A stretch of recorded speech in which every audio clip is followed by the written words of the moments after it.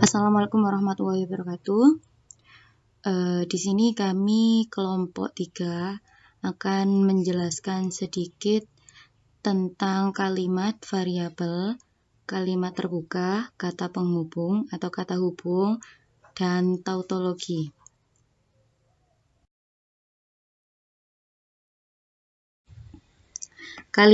Kalimat adalah suatu rangkaian kata yang disusun menurut tata bahasa dan mengandung arti.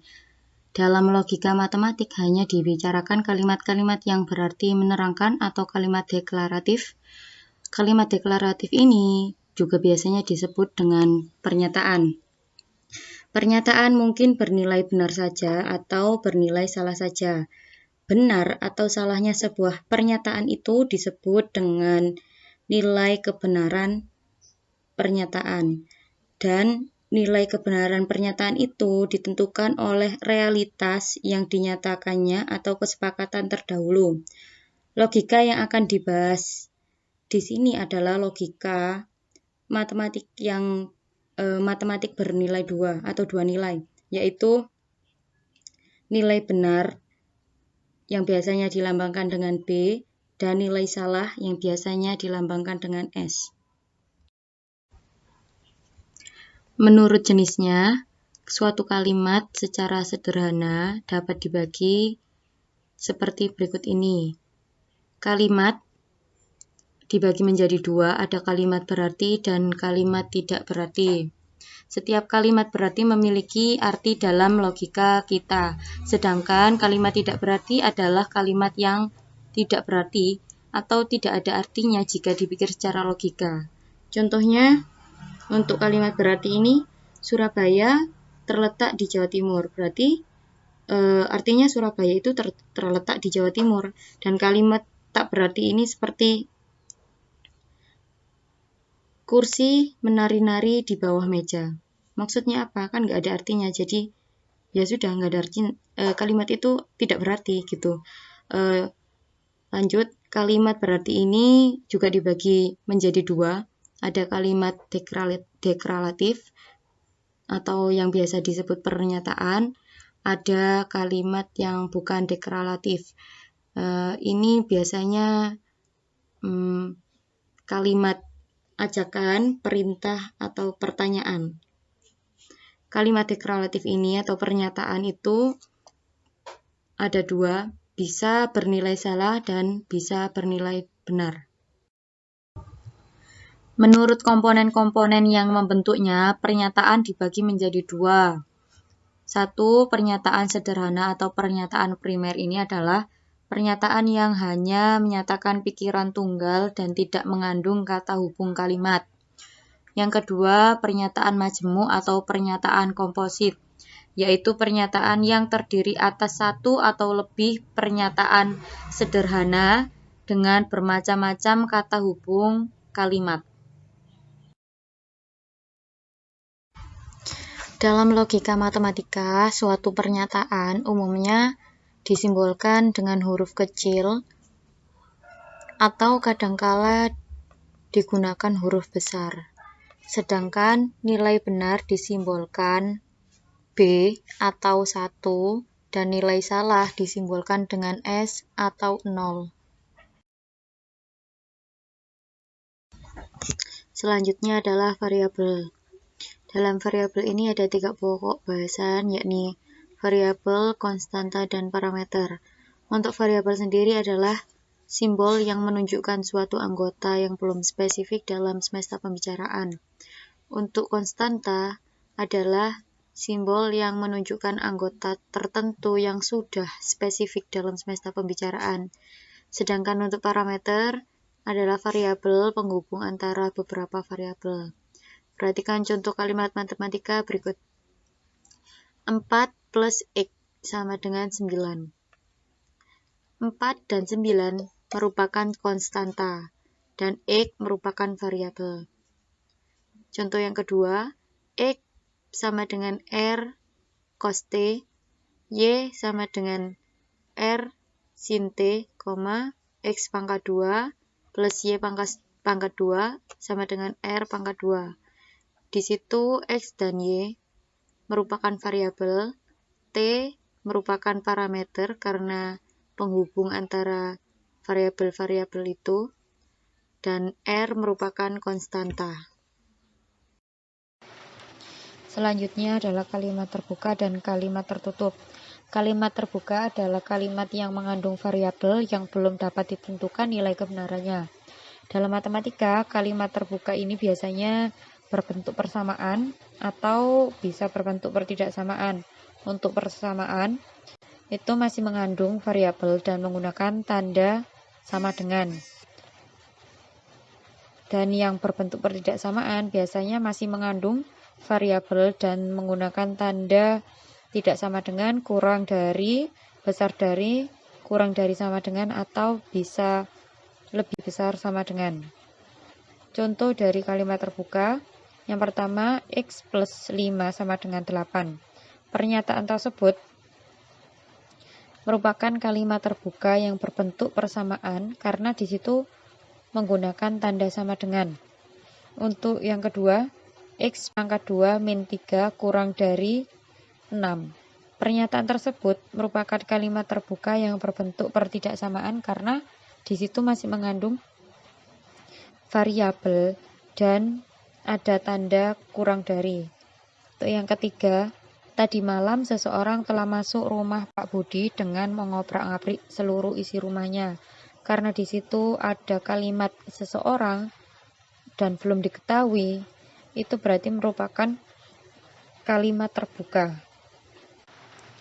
Yang kedua, kalimat tertutup adalah kalimat yang tidak mengandung variabel yang sudah dapat ditentukan nilai kebenarannya. Nilai kebenaran ini bisa salah atau bisa benar. Dalam matematika, kalimat tertutup biasanya berbentuk kesamaan atau bisa berbentuk ketidaksamaan. Bentuk kesamaan ini berarti kalimat matematika itu tidak mengandung variabel dan menggunakan tanda sama dengan. Untuk yang ketidaksamaan, kalimat matematika yang tidak mengandung variabel dan menggunakan tanda tidak sama dengan, kurang dari, besar dari, kurang dari sama dengan, atau bisa lebih besar sama dengan. Untuk contoh kalimat tertutup ini, yang pertama, 4 plus 5 sama dengan 8. Pernyataan tersebut merupakan kalimat tertutup yang berbentuk kesamaan, yang bernilai salah. Kedua, 5 pangkat 2 plus 3 lebih besar sama dengan 10. Pernyataan tersebut merupakan kalimat tertutup yang berbentuk ketidaksamaan, yang bernilai benar. Untuk contoh yang ketiga, Surabaya, ibu kota Jawa Timur. Pernyataan tersebut merupakan kalimat tertutup yang bernilai benar. Untuk yang keempat, Kerajaan Singosari terletak di Jawa Tengah. Termasuk kalimat tertutup yang bernilai salah. Selanjutnya, kita akan membahas kata hubung kalimat. Dalam logika, dikenal beberapa kata hubung kalimat untuk membentuk pernyataan majemuk yang berasal dari satu atau lebih pernyataan sederhana. Kata hubung kalimat dalam logika itu ada 5. Yang pertama itu negasi, yang kedua itu konjungsi, yang ketiga itu disjungsi, yang keempat itu kondisional, dan yang kelima itu bikondisional. Dari kelima kata hubung kalimat ini, nanti kita akan bahas satu persatu.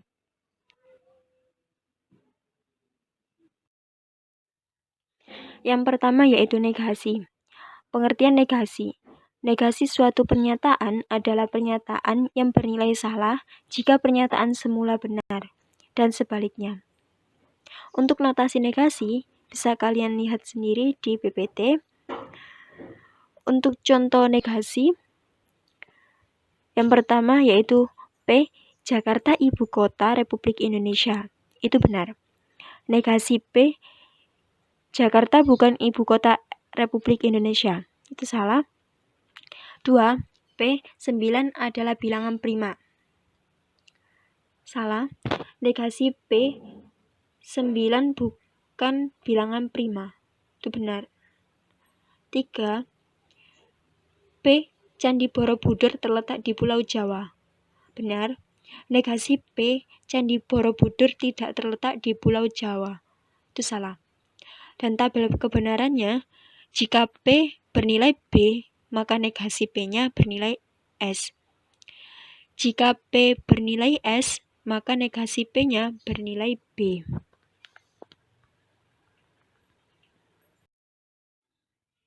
Yang kedua yaitu konjungsi. Pengertian konjungsi.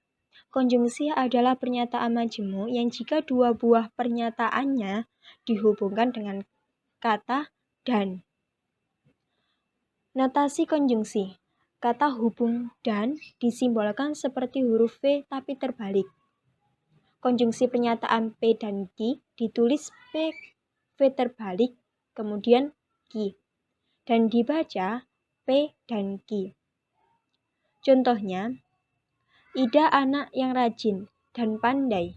Maka dalam pernyataan itu berarti 1. Ida anak yang rajin, dan 2. Ida anak yang pandai. Tabel kebenarannya. Jika P bernilai B, Q bernilai B, maka P dan Q itu bernilai B. Jika P bernilai B, Q bernilai S, maka P dan Q bernilai S. Jika P bernilai S, Q bernilai B, maka P dan Q bernilai S. Dan jika P bernilai S, Q juga bernilai S, maka P dan Q-nya juga bernilai S.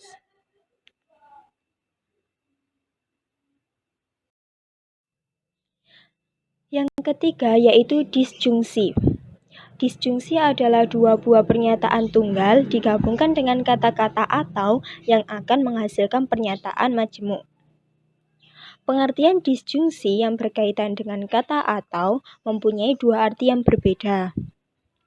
Pengertian disjungsi yang pertama yaitu atau yang inklusif, yang disebut juga atau yang lemah atau mencakup. Notasi disjungsi inklusif itu seperti huruf V. Contoh disjungsi inklusif ialah ia sedang bercerita atau ia sedang memberikan pelajaran. Kemudian pengertian disjungsi yang kedua yaitu atau yang eksklusif, yang disebut juga atau yang kuat atau memisah. Notasi disjungsi eksklusif itu seperti huruf V tapi di bawahnya itu ada garisnya. Contoh disjungsi eksklusif yaitu saya yang keluar atau Anda yang keluar dari kelas. Nah, kemudian tabel kebenaran disjungsi. Tabel kebenaran disjungsi inklusif. Jika P bernilai B, Q bernilai B, maka P atau Q bernilai B. Jika P bernilai B, Q bernilai S, maka P atau Q bernilai B. Jika P bernilai S, Q bernilai B, maka P atau Q bernilai B. Jika P bernilai S, Q bernilai S, maka P atau Q bernilai S. Kemudian tabel disjungsi eksklusif. Jika P bernilai B, Q bernilai B, maka P atau Q bernilai S. Jika P bernilai B, Q bernilai S, maka P atau Q bernilai B. Jika P bernilai S, Q bernilai B, maka P atau Q bernilai B. Dan jika P bernilai S, Q bernilai S, maka P atau Q juga bernilai S. Yang keempat yaitu kondisionalisasi atau implikasi. Kalimat yang berbentuk jika, maka disebut kalimat kondisional atau implikasi. Pernyataan jika P maka Q ditulis dengan simbol P anak panah Q. Dalam implikasi jika P maka Q dapat dinyatakan bahwa 1. P disebut hipotesis atau antecedent atau alasan atau sebab. 2. Q disebut konklusi atau konsekuen atau akibat. Contohnya, jika kamu rajin belajar, maka kamu lulus ujian. Tabel kebenarannya, jika P bernilai B, Q bernilai B, maka jika P maka Q bernilai B. Jika P bernilai B, Q bernilai S, maka jika P maka Q bernilai S. Jika P bernilai S, Q bernilai B, maka jika P maka Q bernilai B. Jika P bernilai S, Q bernilai S, maka jika P maka Q bernilai S.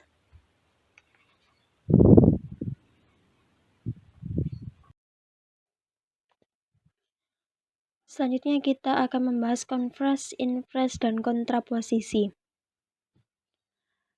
Dari contoh pernyataan konvers, invers, dan kontraposisi dari implikasi, jika kamu rajin belajar, maka kamu lulus ujian, yaitu 1.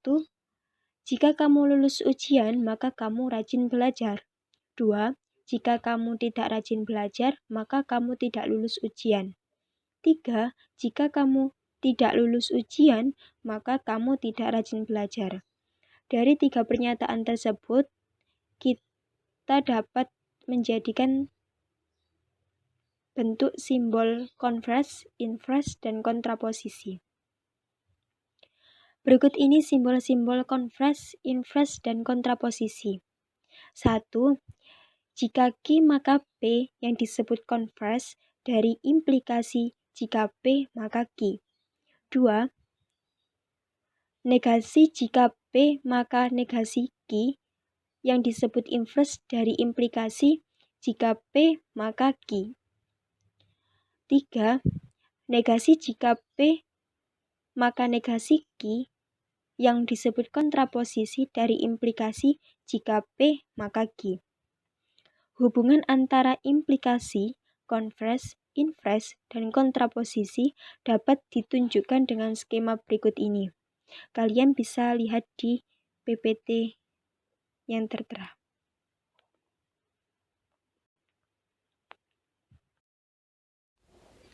Sekarang kita akan membahas kata hubung kalimat yang bikondisional atau biimplikasi. Jika kita memiliki implikasi jika P maka Q bernilai benar dan jika Q maka P juga bernilai benar, maka dapat dibentuk biimplikasi P jika dan hanya jika Q yang juga bernilai benar. Suatu biimplikasi P jika dan hanya jika Q bernilai benar, jika dan hanya jika P dan Q mempunyai nilai kebenaran yang sama, yakni sama-sama benar atau sama-sama salah. Selain itu, kita bisa memastikan nilai kebenaran biimplikasi P jika dan hanya jika Q, jika implikasi jika P maka Q bernilai benar dan konversnya jika Q maka P juga bernilai benar. Pernyataan P jika dan hanya jika Q dapat dibaca yang pertama P jika dan hanya jika Q atau disingkat PJHJQ. Yang kedua P bila dan hanya bila Q atau disingkat PBHBQ. Yang ketiga, jika P maka Q dan jika Q maka P. Yang keempat, P ekivalen dengan Q. Yang kelima, P syarat perlu dan cukup untuk Q. Dan yang keenam, Q syarat perlu dan cukup untuk P. Untuk mengetahui kebenaran dari bikondisional, dapat kita perhatikan tabel kebenaran bikondisional berikut. Jika P-nya benar, Q-nya benar, maka P jika dan hanya jika Q-nya benar. Jika P benar, Q salah, maka P jika dan hanya jika Q-nya salah. Jika P-nya salah, Q-nya benar, maka P jika dan hanya jika Q-nya benar. Jika P-nya salah, Q-nya juga salah, maka P jika dan hanya jika Q-nya juga salah. Selanjutnya, negasi dari pernyataan majemuk. Terdapat beberapa negasi dari pernyataan majemuk. Di antaranya yaitu yang pertama, negasi dari negasi P ditulis negasi dalam kurung negasi P adalah P. Yang kedua, negasi dari P dan Q ditulis negasi dalam kurung P dan Q adalah negasi P atau negasi Q. Negasi dari P atau Q ditulis negasi dalam kurung P atau Q adalah negasi P dan negasi Q. Negasi dari jika P maka Q ditulis negasi dalam kurung jika P maka Q adalah P dan negasi Q. Dan yang terakhir, negasi dari P jika dan hanya jika Q ditulis negasi dalam kurung P jika dan hanya jika Q.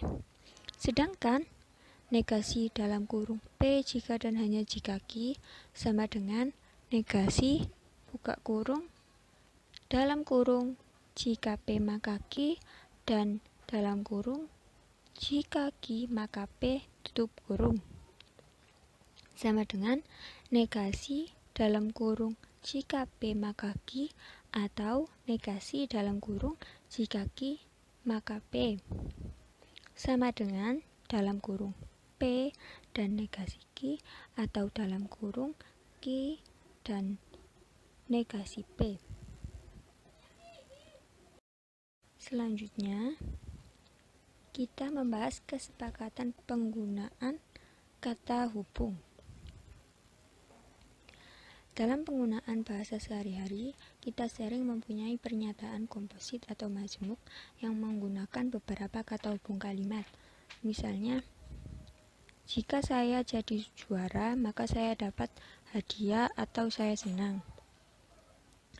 Kalimat tersebut mungkin ditafsirkan sebagai, jika saya jadi juara, maka saya dapat hadiah atau saya senang.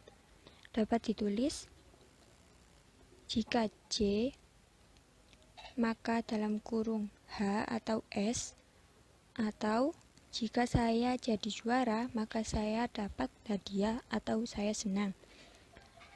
Dapat ditulis dalam kurung jika J maka H atau S. Untuk dapat memahami pernyataan komposit dengan benar seperti yang diinginkan, diperlukan tanda baca yang diperlukan.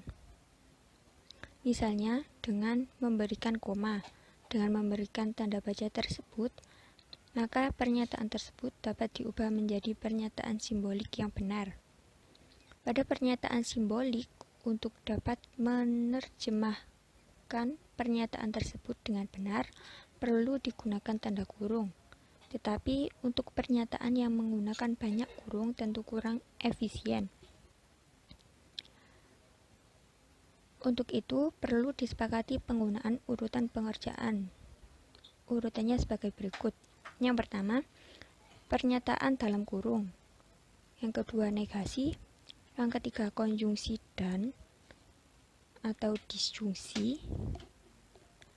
Yang keempat, implikasi. Dan yang kelima, biimplikasi. Selanjutnya, kita akan membahas tautologi, ekivalen, dan kontradiksi. Yang pertama, tautologi. Pengertian dari tautologi adalah proposisi yang selalu bernilai benar untuk semua kombinasi nilai kebenaran dari komponen-komponennya.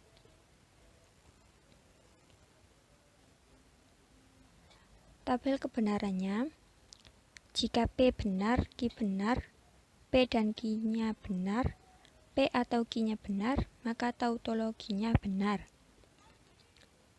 Jika P benar, Q salah, P dan Q-nya salah, P atau Q-nya benar, maka tautologinya benar.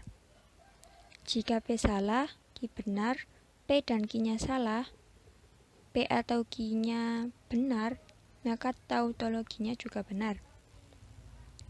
Yang terakhir, jika P-nya salah, Q-nya salah, P dan Q-nya salah, dan P atau Q-nya juga salah, maka tautologinya benar.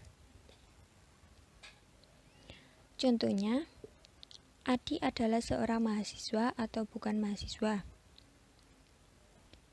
Dari pernyataan tersebut akan diperoleh jika P-nya Adi seorang mahasiswa dan negasi P-nya Adi bukan mahasiswa, maka pernyataan tersebut dapat disimbolkan sebagai P atau negasi P. Selanjutnya, ekivalen. Dua pernyataan dikatakan ekivalen jika kedua pernyataan itu mempunyai nilai kebenaran yang sama. Perhatikan pernyataan, guru adalah pahlawan tanpa tanda jasa, dan tidak benar bahwa guru bukan pahlawan tanpa tanda jasa. Kedua kalimat ini mempunyai nilai kebenaran yang sama, tidak peduli bagaimana nilai kebenaran pernyataan semula. Pernyataan P ekivalen Q dapat ditulis sebagai P ekivalen Q. Yang terakhir yaitu kontradiksi. Suatu pernyataan yang selalu bernilai salah untuk setiap komponen-komponennya dapat disebut kontradiksi. Karena kontradiksi merupakan negasi dari tautologi dan sebaliknya. Sekarang perhatikan kalimat via seorang siswa SD dan bukan siswa SD. Pernyataan tersebut selalu bernilai salah, tidak tergantung pada nilai kebenaran pernyataan via seorang siswa SD maupun nilai kebenaran pernyataan via bukan siswa SD. Dari pernyataan tersebut dapat diperoleh jika Q-nya via seorang siswa SD, maka negasi Q-nya via bukan siswa SD. Pernyataan tersebut dapat membentuk simbol Q dan negasi Q. Untuk mengetahui kebenaran dari kontradiksi, dapat kita perhatikan tabel. Jika P benar, negasi P-nya salah, maka P dan negasi P-nya salah. Jika P-nya salah, negasi P-nya benar, maka P dan negasi P-nya salah. Dengan cara lain, proposisi P dan negasi P bernilai benar jika P bernilai benar dan negasi P bernilai benar. Ini tidak mungkin terjadi karena jika P benar, maka negasi P-nya salah. Jadi tidak mungkin P dan negasi P bernilai benar, sehingga P dan negasi P adalah suatu kontradiksi. Cukup sekian presentasi dari kelompok kami, kurang lebihnya kami mohon maaf. Assalamualaikum warahmatullahi wabarakatuh.